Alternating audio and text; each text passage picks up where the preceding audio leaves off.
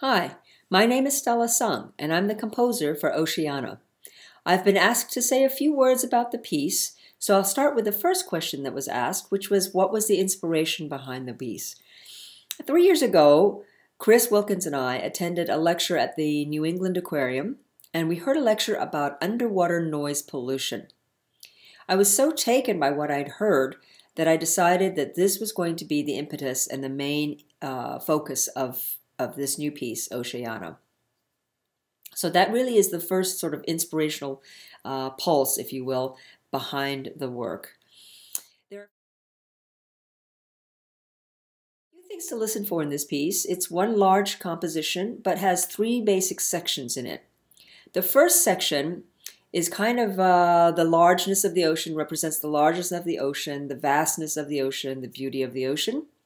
The second part is what we call the more disturbed part, and this is where you're going to hear the orchestra in more dissonant sounds, using some more metallic and clanky kinds of sounds that sort of represent the noise pollution that we're hearing.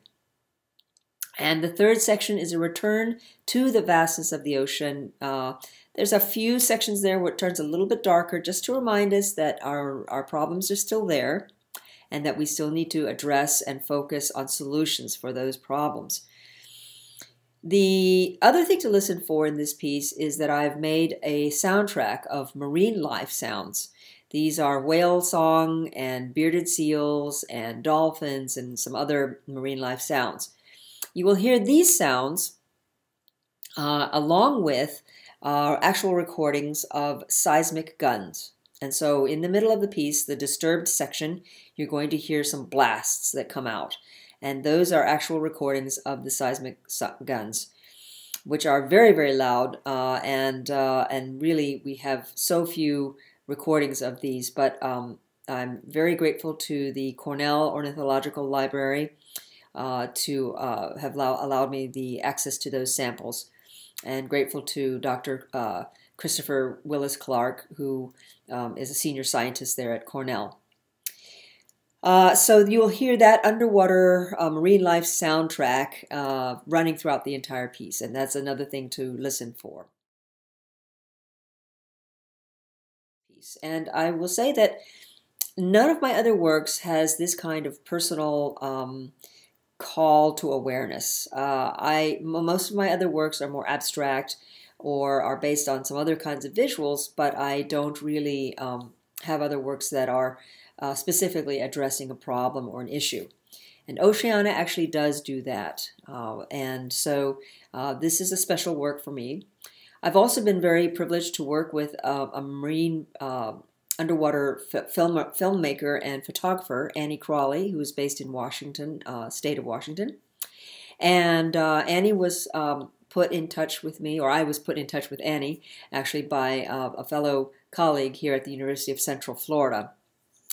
And Annie is an underwater scuba diver, and she makes films and photographs of this wonderful marine life. And so I sent Annie some music, and she decided that she would like to work together, and so she has compiled a beautiful film that goes along with this piece as a companion piece to help tell the story of the issue of our underwater noise pollution and sort of pollution in general of the oceans.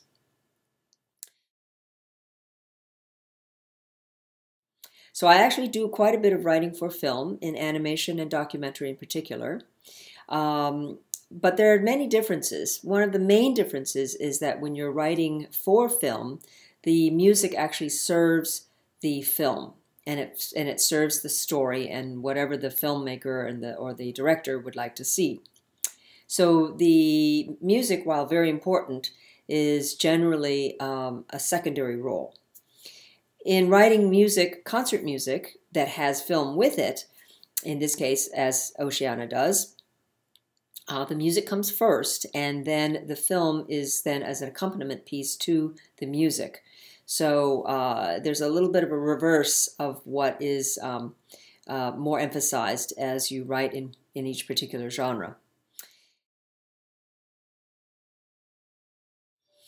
And for me, this is exactly what I love the most, is speaking to an audience and sharing what I do and collaborating with other artists. Because as a composer, I can write whatever I want to write on the page here, and it just sits there unless someone else brings it to life. So I am very, very grateful to performers and to the musicians and artists who help bring my music to life, and very privileged to have the Akron Symphony being a part of this process, and also with Maestro Wilkins to collaborate with me on bringing Oceana to life and for you all to listen to. I'd like to thank all of my collaborators. I'd like to thank all of the wonderful staff and all the people who have been able to help make this concert possible of the Akron Symphony. I'm deeply indebted, and I hope that you will enjoy the piece. I hope that you will take away the message of Ocean and Marine Conservancy, and perhaps learn a little bit more about the problem of ocean noise pollution that hopefully we can all solve together. Thanks so much again, and see you in Akron.